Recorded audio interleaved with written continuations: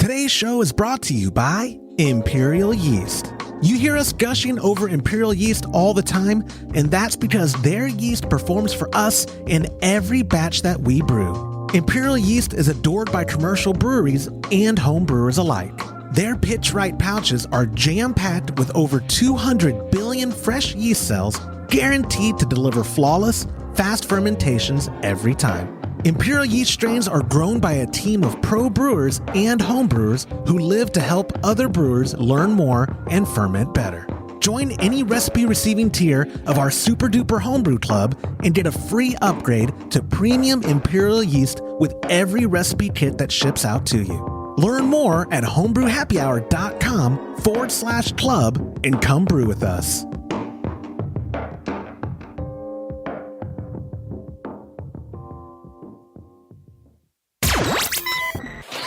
Entertaining shows with content that spreads information and sparks discourse throughout the community. This is the Pearl Media Network. Transferring from Sanke to corny kegs, expanding a draft beer system, overfilling fermentation buckets, and uncarbonated beer in a keg. This is Homebrew Happy Hour, episode 255.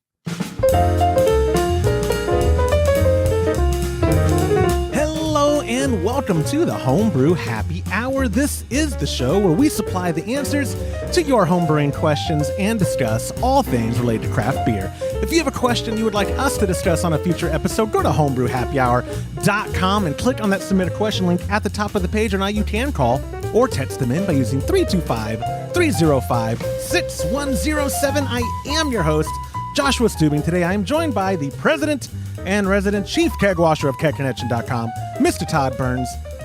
Todd, how are you? I'm doing well. Thanks for asking.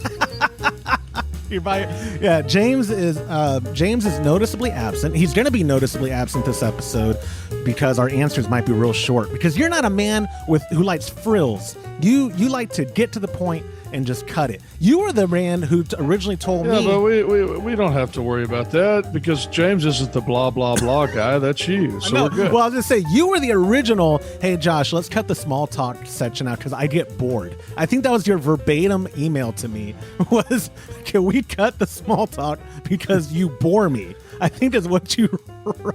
I'm sure that was not what I said. I hang on every word that comes out of your mouth. When we get to the listener feedback part, it was funny and brutal, and that's why I'm bringing it up on this week's episode. But it's not even that brutal. It's just short and sweet. But I put it on our Instagram at instagram.com/homebrew happy hour, and someone commented about like, oh, ouch. And I was like, nah, Todd sends me this same feedback at least twice a day. Oh, yeah. I mean, I don't disagree with her. So, yeah.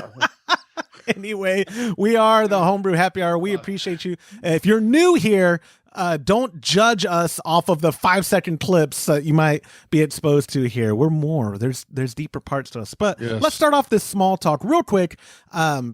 We are, as the Trub Club, fulfilling the November recipe kits ourselves still in-house. And that recipe is the True to Style Kolsch developed by the absent James Carlson. I'm excited about it because we're planning right now that the Kolsch is our last one that will be fulfilling. Maybe. Right. We don't know yet. We're still working on that. We're working with retail partners right now. We're trying to, see if more beer can handle it or if others. But right now, November for sure, we're doing it. And if this is our last one that we're fulfilling in-house, I wanted it to be my favorite. And James is Kolsch, and I've brewed. We had 3 or 4 on the website. I just brewed it 2 times in a row. So yeah. You mean you brewed once and I brewed it once? Is what you? Oh yeah, I keep forgetting you helped on that second batch. Okay, let's get this out of the way.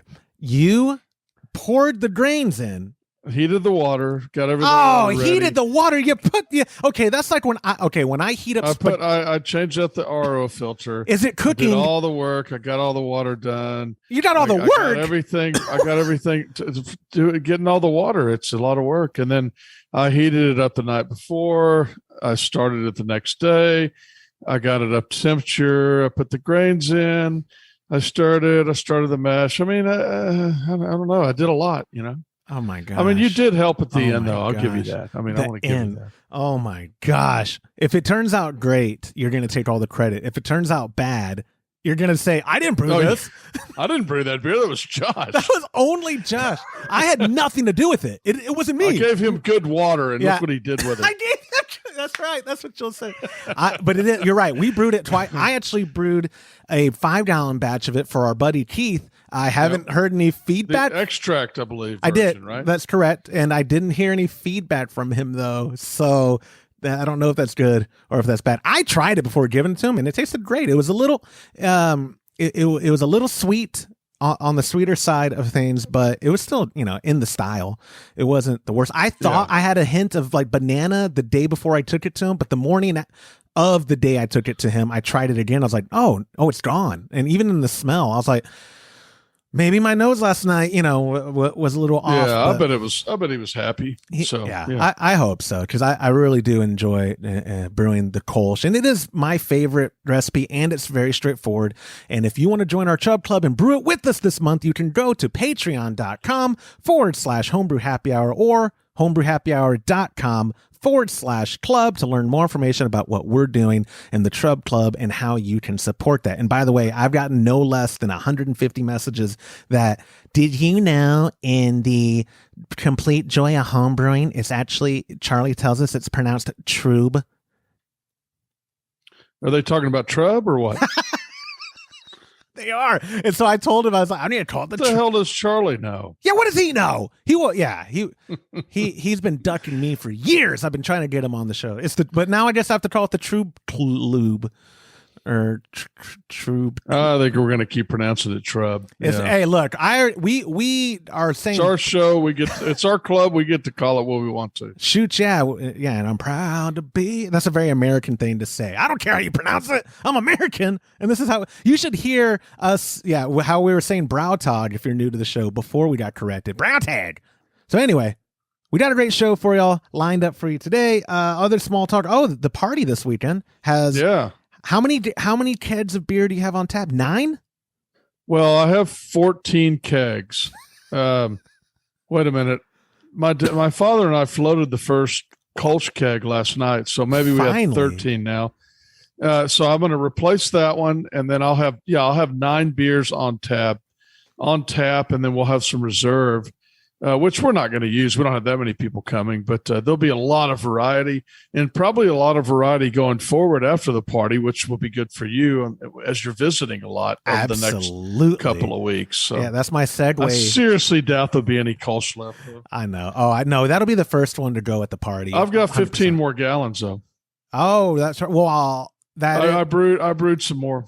Did you really? After the batch that I did majority? Sorry. The one that we brewed together. Well, yeah, but you owe James like 10 total, I think. Or James gets a 5 or somewhere in there. Yeah, he gets a 5. Yeah, definitely. Yeah. So you have that. That's my segue into, I said I was going to do my part in drinking all your beer at opening weekend.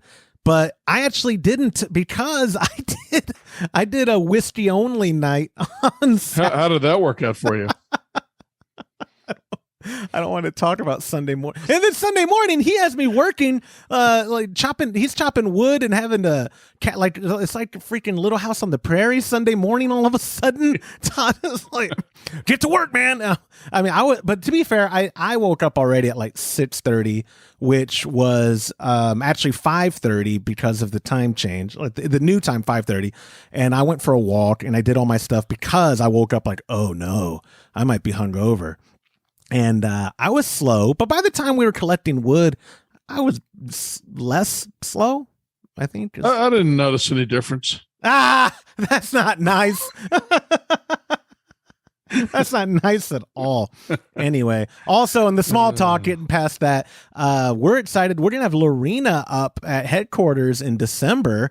Yep. I haven't asked her, but you feel... She already asked her. She's doing a podcast with us. Okay, I'll just say... actually, I'm sorry.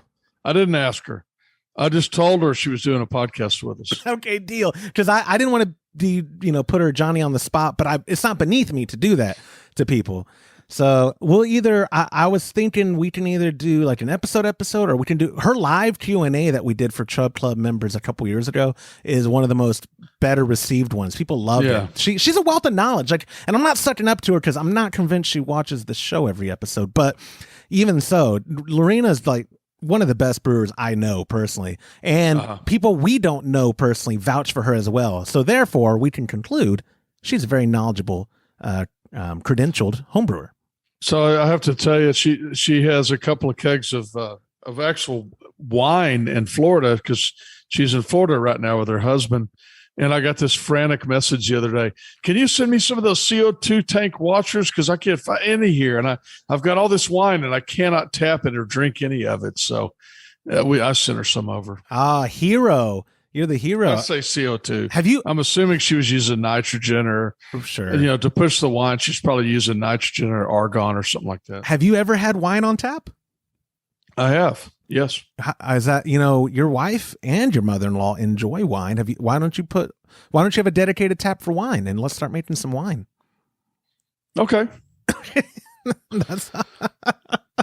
You're not going to do it. Shut up. I've made it before. My wife and mother-in-law actually helped me that time and we made wine, but we bottled it, but it would make a heck of a lot of sense to keg it. We should do that. It would. Yeah. Well, you know what? When we were out on your property here, I'm going to throw curveball at you. We didn't have on the show notes at all. Come on. Oh, come on. I was collecting wood as slave labor for Todd Burns Sunday morning, hungover, and I looked to my right or my left, and there's this huge batch of cacti, and amongst them are all a gazillion tuna. I remember an Instagram video of Todd Burns like roasting 200 some odd tuna because, I'm going to make a mead. I'm going to make a cacti tuna mead. What happened?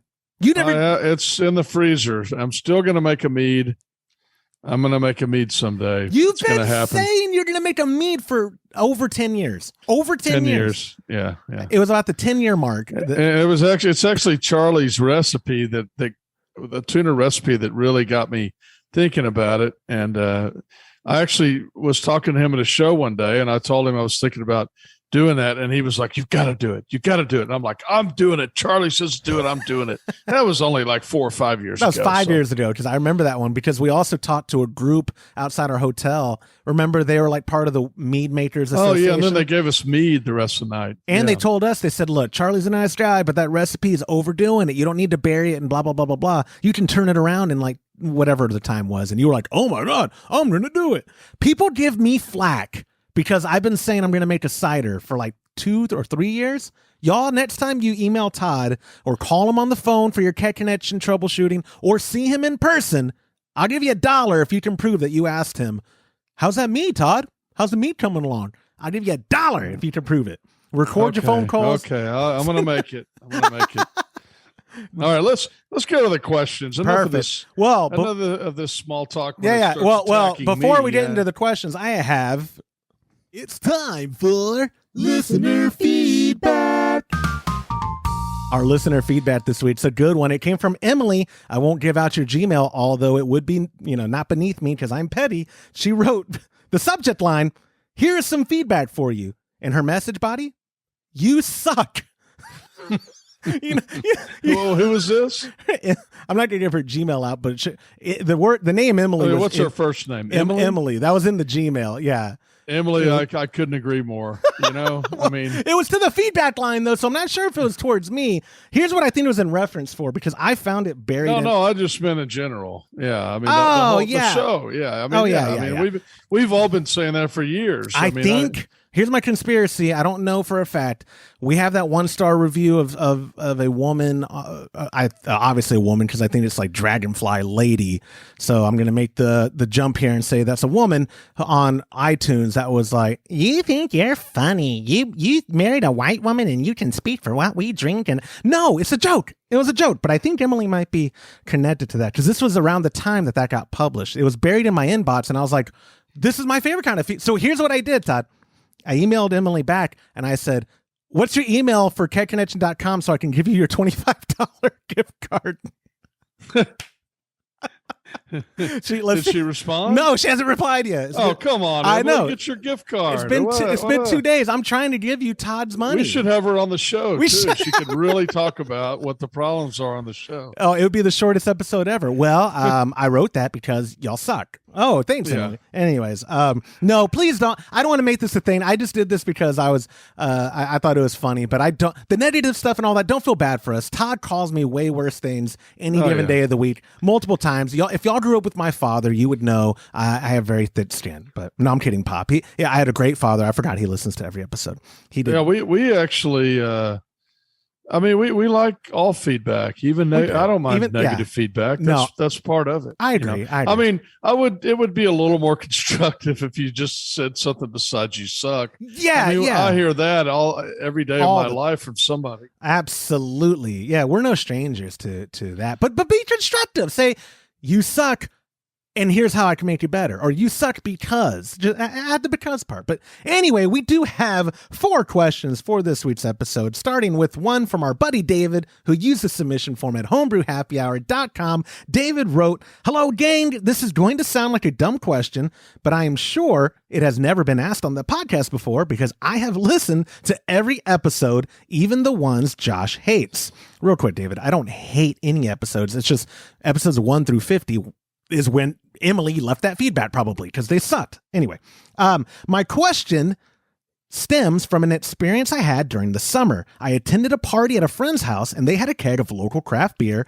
and they were serving it from a metal pump. When the party was over, there was probably half or slightly less than half of the keg left. They offered to give me the keg, but I didn't have a way to serve it from my keezer. In hindsight, could I have somehow transferred that beer to one of my extra ball lock kegs and then served it that way? In short, too late. Is it possible to transfer beer from a store-bought keg into a ball lock keg? I said the too late because anytime you hear long story short, you always reply with, yeah, I would say the answer is yes, no, yes. Anytime somebody gives a really long explanation for something that says without what do they always say? They always say the same thing. To make a long story short, and I go, too late. Yeah, exactly. So I'm gonna because James isn't here, I'm gonna kick it to you first by default. Okay. All right. So yes, you could absolutely transfer that store-bought keg into a corny keg, and it wouldn't be super difficult to do. All you have to do is use the tap, or what we call a keg coupler, that comes on the Sanke, and then you would put a line on the liquid out, and then that would go to your liquid side because you want it to drop all the way down in the dip tube. And you would just vent the keg by pulling. First, I would purge the keg of CO2, and then I would transfer it over. But the problem with that is that in this particular circumstance, they actually used a pump, an air pump, to get the first half of the keg out, which means they introduced oxygen to the keg the whole time. And you don't taste it right away, but very quickly it's going to become extremely oxygenated. And as Emily would say, it's going to suck, right? So that's the reason that you wouldn't want to transfer this beer. However, if we could do a redo on this, or your friends are going to have another party, what I would do is I would set them up with a CO2 system so they can dispense with CO2. And then when they only drink half of that keg, then you take that half free keg of beer and you transfer it over to your corny by just using liquid out to liquid out. I know that sounds backwards. Because and transfer it through, purge your other keg with CO2 first. So you don't have any oxygen in there, and you should be good to go. I actually sent a video of doing this from a corny to a corny to Josh the other day. I don't know if you did anything with it. I don't remember you sending me that. What? Yeah, I sent you a link. I got the fruit fly sets link for sure. I don't remember. Oh no, I sent it. I'll send it again. I just sent you. I think I sent it to your phone. Okay. But I did a video. I had my wife record me doing that when I had to do a transfer because the keg I got from James was having an issue. I couldn't. It looked like maybe it was leaking at the very bottom. A little pinhole or something, so I transferred the beer over. But if you didn't see that, I'll send it to you again. It may be helpful to post as a short video. Absolutely. So people can see how to do that. I will, absolutely. And I think my input for this question would be even better solution would be to have your keezer lines all with MFL, which is the swivel nut type screw solution. And that way you can just easily put some MFL tail pieces on a Sanke tap. So when a commercial keg comes, you can just add it to whatever beer line you have. Take off the ball lock disconnects that are, MFL screwed, and then put on that Sanke. And then there's no transferring done. You don't have to worry about oxidation. You don't have to worry about. Yeah, I mean, he may have had to return I assumed he had to return the keg. Oh yeah, but the empty keg. Well, how long? Yeah, no. I'm not saying to keep the keg. I'm saying to drink it off your system then, because you don't. Oh, you're saying. Oh, are you saying like, oh no, you got to get that keg back quicker than? Sooner? Oh, I don't know. I just assumed that. I mean, how long are keg rentals? You could certainly transfer it over, but that would be you're right. That would be obviously if you could keep the keg or you had room for that big keg in your keezer, then that would be an excellent way to do it. You're right. And David, there are maybe some factors. If you filled us in, we can write you back off air for a personalized solution, because like I get what you're saying, Todd. Hypothetically, if there was a what is pony keg? Is that a half barrel or is pony keg? Well, I don't know. Two kinds of ponies. There's some companies still use that really big short pony, which the diameter of it's the same as a full size keg, and then a lot of companies now use the same height one, and it's bigger than a 5 barrel. So it's in between the two. But the problem is with a lot of kegerators or keezers is it takes up a lot more room. So sure. If you've got one that you say you've got 3 beers in and it holds 3 corny kegs, it wouldn't hold 3 kegs anymore once you put that in.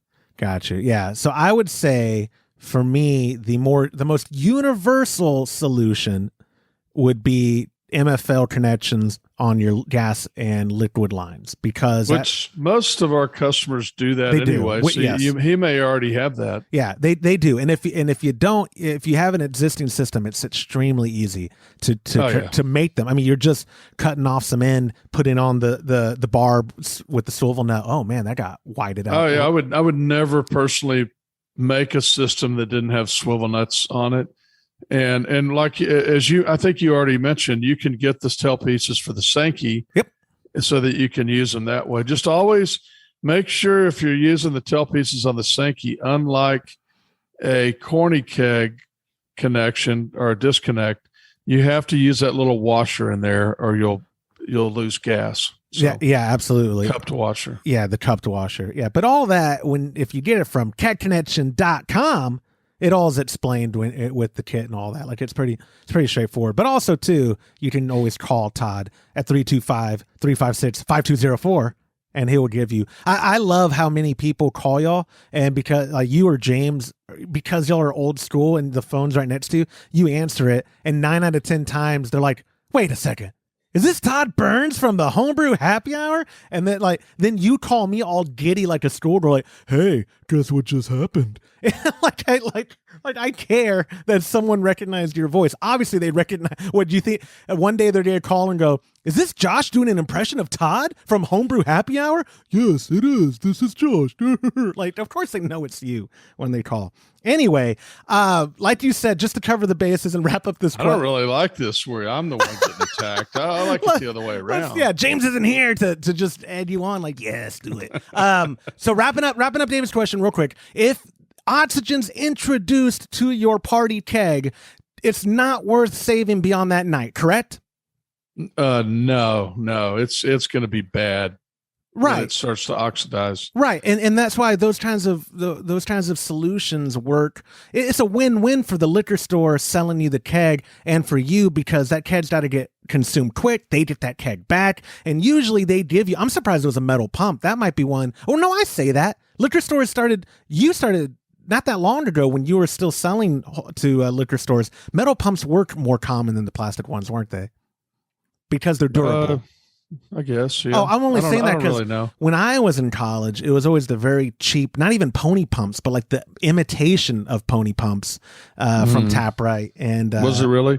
Yeah. When I was in college, it was all metal pumps. Nobody even had plastic pumps. So I'm too old to have enough experience to speak to that. You are. Anyway, but yes, David, if you need a personalized solution, you can always email tburns@keggconnection.com, call the Keg Connection line. They'll be happy to tailor it. And that's, I think, our bread and butter is tailoring these draft solutions. So that way you think of the issue and James and Todd are like, oh yeah, here's what I would do. And then get you set up with just what you need. But anyway, moving on from my infomercial for keggconnection.com to question number 2. Before I do, remind David and everyone else, if and when we take your question on a future episode, I do give you a $25 gift card to keggconnection.com right out of Mr. Burns' wallet. So thank you, Todd, for your generosity.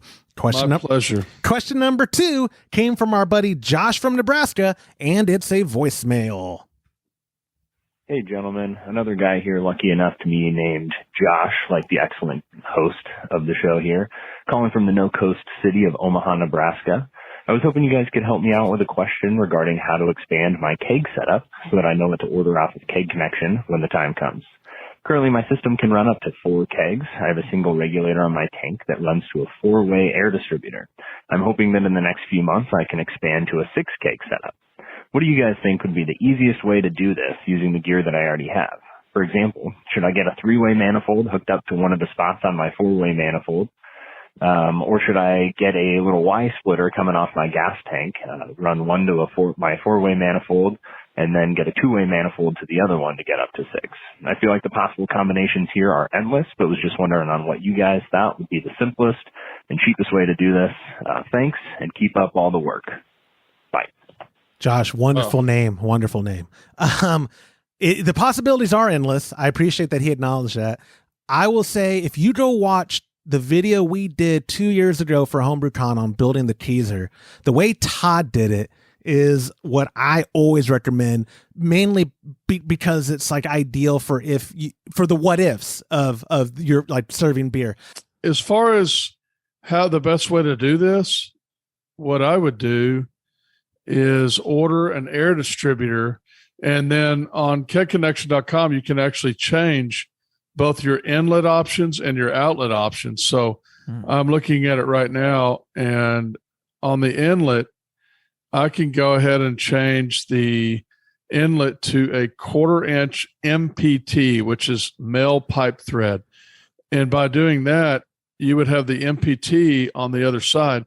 Then you just remove the plug that's on your existing manifold.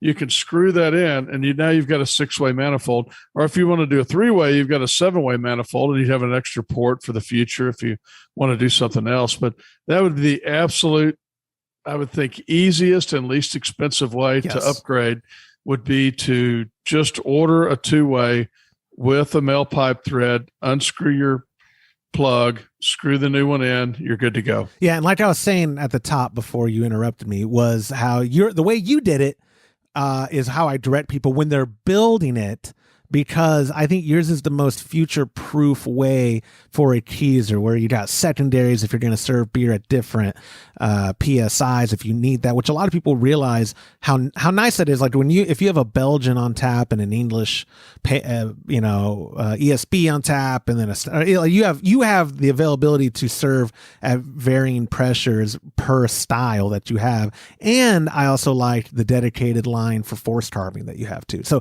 when people are building from scratch, I like to point them towards your video or that article that you did on building a keezer, the DIY project. But like you said, for Josh in his situation, yes, it would make much more sense to put that MPT, connect his existing manifold with whatever size he decides to go with, or however many outlet rather he decides to go with, and creating a larger one from there, which is all getting it from the same source, that regulator. Yeah, you got the male pipe thread. Once you take the plug out, you've got female pipe, and you just screw sorry, Emily, I don't mean to offend you. You just screw those together, and it's good to go. She's not listening. Emily, I'm telling you, she wrote a one-line email. You think she's listening? She didn't get this far. Even if we have to be very careful. We don't want to offend Emily. So. Yeah, I'll make that'll be new in our merch store. Is sorry, Emily. No, Josh, I actually like that. You do. We should take a photo with both of us like this, with our heads down, very somber, and just say "Sorry, Emily" on the bottom. Sorry, Emily. I like that. Pour one out for Emily. Yeah, we can't please them all, and it turns out I can't please even any. But he has a single regulator on his tank that's running to the 4-way, like Todd said, and like I just reiterated, not to beat a dead horse, but yeah, that is your most cost-effective way, because the upgrade on a gas system side like that is going to be very affordable, very, very reasonable, as opposed to going with like get a dual body and then run 2 lines. And on the one line, you run a 2-way so that you can force carb and serve seltzer. And then on the other line, you run your 4-way, and the options are endless. Josh was right. But in this specific case, for this specific solution, yes, just add on with that MPT. And if you need help with that, again, can't reiterate enough, call Todd or call James or email me, and we'll get you set up going the right way. But that is what I would do as well, Todd. Do you, in hindsight, you've had 2 years now, a little over 2 years and some months, you've had your current keezer. Is there anything you would have done differently or that you want to change about your current keezer setup? Or do you think, I did it the right way the first time? Yeah, I need to drill the hole a little bit bigger that the forced carbonating hose comes out of, because it's too hard to get it in and out. But it would be easy to do that, and I've blown it off for 2 years, so I guess it wasn't that. Yeah, how's that mead coming along? Is that mead? Is it? It's in the stuff that I'm going to use from the tunas in the freezer, and I think I've got it cold enough now, so I'm going to do it soon. Oh, the mead's coming good. Okay, that's good, because the mead is going to happen when the CM Becker website gets finished, right? Like those are on the same time. God, I hope not.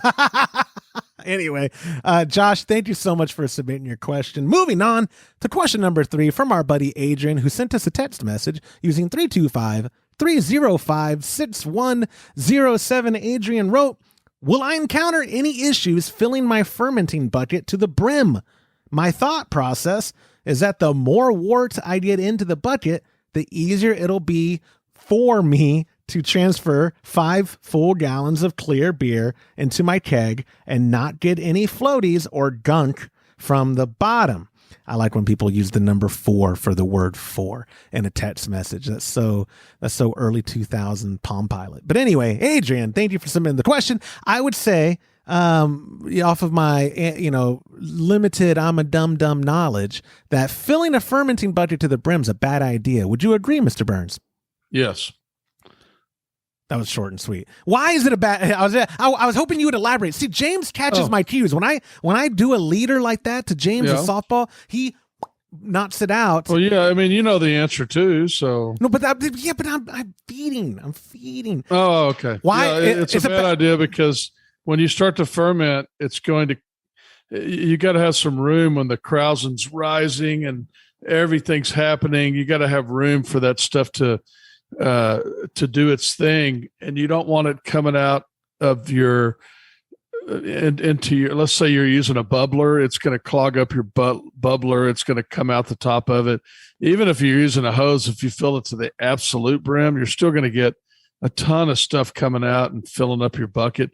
Yeah, you got to leave a little space for krausen to happen, and that's the reason I wouldn't fill it all the way. But go ahead. But if you have a big enough bucket, it's not a problem. You can still put, say, 6 gallons in there, and then you can easily transfer 5 in without having to worry about all that. That's what I was going to say. Do you think his logic is flawed? Because I'm on Team Adrian with this in regards to, what if I just have a little bit more, like if I'm trying to yield a 5-gallon keg, what if I have 6.5 in the bucket? That way I'm not. I mean, that's what I do every time. You're right. I'm such an idiot. You do 17.5 every batch, right?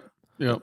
And because you want to be able to get clean, three clean 5-gallon kegs worth of your beer. Yeah, and kegs actually hold a little more than 5 gallons. So, sometimes I get 5 1/4 or whatever it is, and I still got, it's still nice and clear and everything else. And the other thing is, if you're kegging and you're doing I mean, I always do a secondary, and I know not everybody does that, but I do a closed secondary transfer, so I know I'm not getting any oxygen over there for oxidation, like we talked about earlier.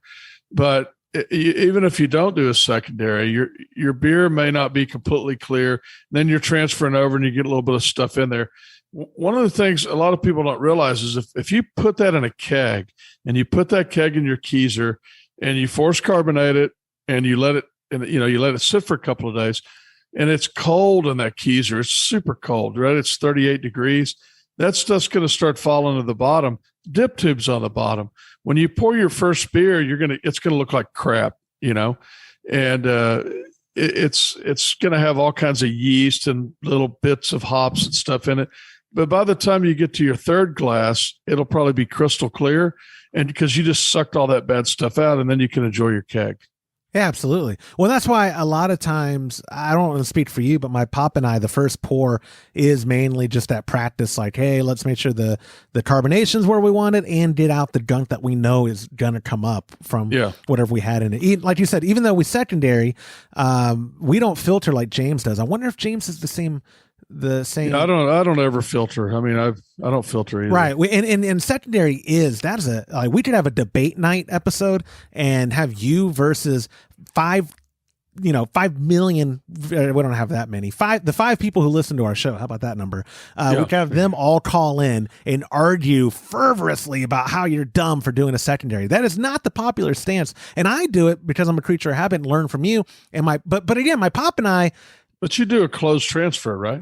Shut up. No, of course we don't. Not yet. Oh, I thought you did. No, I was serious. No, not yet. No, we don't. I say not yet because easy. It is. Next time you're here, I'll give you the stuff. Yeah, you know how I feel about pressurizing glass at all. Oh, yeah. You got to be very, very. So when I pressurize the secondary and it's glass, keep in mind, I'm just putting enough in there to push it over. It's like 3 PSI. It's very, very low. Yeah. No, my plan, I'd like to have a conical. You do, but let me mention this again.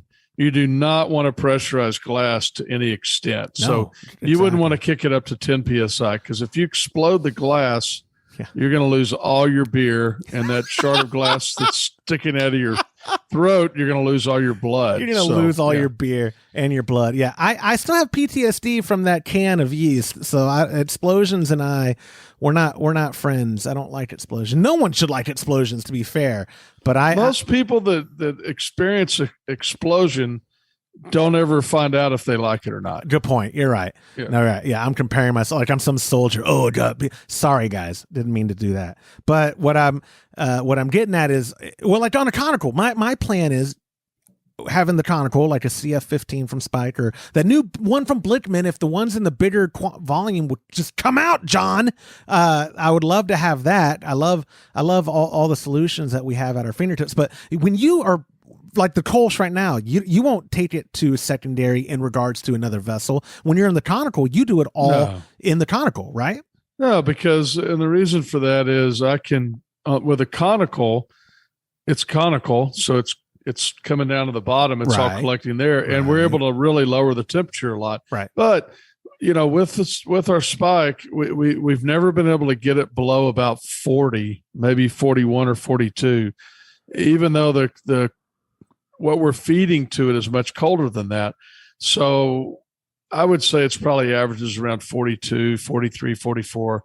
So when I put it in the keg and I drop it down even more, and sometimes I'll turn my keezer down a little bit and get it to 36, 37, then, any possibility of anything left over gets sucked out in that first glass, like we just said. So it's never been a problem. Now, with buckets, I've never been able to do that as well. No. And also, as I mentioned, here's the other thing with the buckets is that when I transfer from a bucket, I actually purge the secondary of CO2. And of course, you're pulling from the bottom. So you're always going to have some oxygen touching the top at some point, but it's very, very, very minimal. I've never gotten oxidation from that. Yeah. And like I said, though, my plan, it would be if I'm going to eliminate secondary from my life, guys, what I was getting at is it's going to be when I get the conical and to manage it all in the conical, basically. And well, it's a lot of trouble. I mean, it's a lot of trouble to transfer into the secondary, put it in something really cold. That's the other thing. Most people don't have a giant beer fridge that they could put 3 5-gallon secondaries in and cool down that far. Right. Yes. And by most people, you mean me. I don't have that. Or I don't think most people do. I agree with that. Absolutely. But I have more fridges on my property than some small towns have. It's true. You used to have some cars, and don't get it twisted, guys. They're not nice cars. These are ranch junkers. Like I drove my blue truck today. It's nice. Can you send me a photo of the blue truck so I can put in the show notes? Sure, please, it's a please. beauty. Because when people hear like, "Oh man, must be nice," Todd has all these cars. Yeah. Look at his vehicles that he has. Well, the blue truck's pretty nice. You know, my dad the other day, it was gonna rain or something, and I accidentally left it over there, and he put it under the barn. Stop it. Yep. And I was like, why did you put that under the barn? He says, well, son, I didn't want the paint job to get messed up. Yeah. That's funny. I'll send you a photo. Yeah, I was just saying, it's funny when you see the photo, guys. It'll be funny. But anyways, Adrian, to wrap up your question, do not fill your fermenting bucket to the brim. Either get a larger bucket so that you can get the yield or put the volume you want in the bucket to get the yield to your keg, or just be happy with smaller volumes, but don't fill your bucket to the brim. He's probably listening to this later when he listens to it, and he's like, they take everything so literal. I didn't actually mean to the very top. Probably, so. But I have to, because I work with you, or I work for you. You're a very literal person, Mr. Burns. Oh, yeah. You and I need to talk about air distributors when this is over. Okay. So absolutely. So moving on to our fourth and final question. I'm going to drag out for how many hours are left on the day for the clock. Came from our buddy Eric P., who used the submission form at homebrewhappyhour.com. Eric wrote, I connected my gas tank to a freshly kegged batch of Kolsch last night, but woke up to an empty tank and a barely pressurized keg. I assume the leak must have been small and coming from the gas disconnect. Obviously, you can't answer that without being here with my keg, but do you think my beer is going to be okay? I'm not sure how long kegged beer can sit in the fridge, how long it can sit in the fridge for if it's uncarbonated. This is going to be the shortest and sweetest answer ever. My understanding. Oh, yeah, it'll be fine. It'll be totally fine. You found out it was a leak. It's not carbonated. It's still flat, but it wasn't carbonated when you first put it in. It would be like if you transfer to your keg and you go, it's on a Sunday. And you go, I'm going to force carb it on Wednesday. Okay. There's no problem. Like, Todd, is there a rule that you have to? Well, and the other thing, I think probably what he's thinking is maybe it got oxygen or something like that. And it's a closed system. So, wherever it was leaking, when it stopped leaking, it's not like the keg pulled air in. I cannot think of a scenario, maybe a big temperature difference, and you don't have a check valve, which everybody has a check valve on their CO2 system. I mean, we've never sold system. Well, maybe 15 years ago, but we don't ever sell systems that don't have check valves. So you should be fine. I agree, but I know what you're saying. You think what you inferred from his email is that he's worried it could somehow get oxidized because the leak. My bad. I thought, here's how I understood the question. I took it as though, I transferred to a keg, I put it in the fridge, I thought it was carbonating, it didn't. Oh no. Where that's where I'm sorry. I oversimplified it, because my thought process is you're fine, because it's like I don't think, what's the amount of time you'd say, yeah, you better get that carbonated once you transfer to a keg? I mean, people cold condition in kegs. I've never thought about it. I mean, James gives me beer all the time that's not carbonated, and it sits there for a month. Right, exactly. Well, I was just saying, wouldn't it be the same? But not before I keg it, before you carbonate it. Yeah, wouldn't it would be the same difference as using a keg for cold conditioning or for lagering, which some people do for 7, 8, 9 weeks. So I don't know if there's a rule of thumb like, oh, you better add some carbonation to that keg before it goes bad, as opposed to saying when that beer was going to go bad in. Yeah, it probably depends a lot on the style too. I mean, it's not even so much to add carbonation by now, but I need to drink it by now. There you go. Well, like the Kolsch, that is one you don't want a Kolsch sitting on your tap for a year. Although I have to tell you, I am just amazed. I started drinking these Kolsch cup Kolsch's that Josh has been saving in my fridge for forever. So finally I said, I'm just going to start drinking them. They are unbelievably good. And how long ago was that? Oh, you know what? That's a good point. That was February, wasn't it? I mean, we're coming up. I mean, it's been sitting around for a while. And those Kolsch's, a lot of them are a lot better than when we first tasted them. That is actually true. Because remember, there was one when I was up there, not opening weekend, but the one before, where you grabbed out, what was this number? And I looked it up and I was like, ooh, that's one we had pretty low scores on according to my thing. And we drank it and it was like, oh my God, were we wrong? And it was you and James had judged it. So I was questioning, were y'all wrong? Which happens all the time. Y'all are wrong on I mean, that'd be a whole episode itself on everything y'all are wrong about. Yeah, absolutely. But it was incredible. And you're right. I took home, because you almost made me or forced me. I took home a box of about 30 bottles, I believe. They're all in my beer fridge right now. And I've been drinking them as well, and they are just phenomenal. And I've been writing down the ones I've been drinking. Are you still reaching out to people that you've been enjoying, or did you give up on that after the first handful? Sometimes when I start drinking them, I forget to write it down. Like whiskey night, Josh. But they're really good. They're really good. Oh man, that guy's a lot of fun. You know. Hey, I like to party with that guy. Now tell me if it was just whiskey Josh talking or not, but the music got infinitely better when I started drinking whiskey drinks. Am I right? Oh, it was so wonderful when you got liquored up. Yeah, absolutely. For people who don't follow us on Instagram, I was providing the musical entertainment for opening weekend. Yep. And the more I drank, the better I sounded. So I don't care what you guys thought. Well, not only that, but everybody else started to really accompany you on the songs and sing the songs with you after they had partaken in some malted barley beverages and distilled beverages. A 1 a.m. rendition of Friends in Low Places is always a winner with your friends. Oh yeah. Always. And beautiful. I bet it sounded like a choir. We should have recorded it and published it. We could have had some people. Terrible. America's Got Talent. I hear that they're having auditions.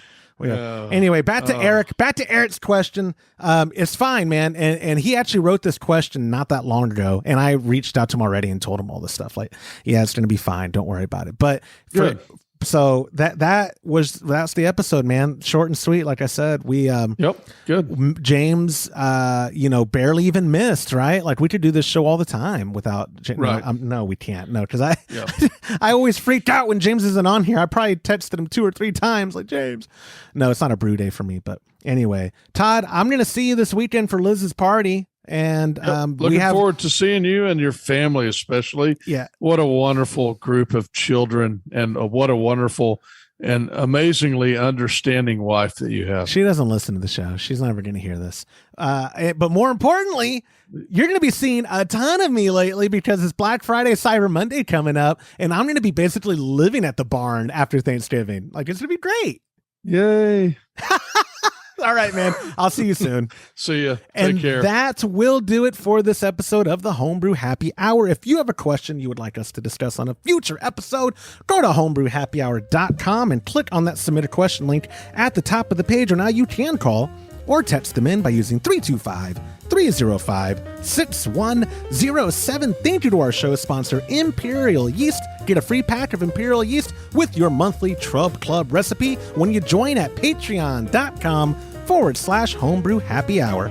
On behalf of Todd Burns, the absent James Carlson, and the Pearl Media Network, I'm Joshua Stubing. Thank you for listening.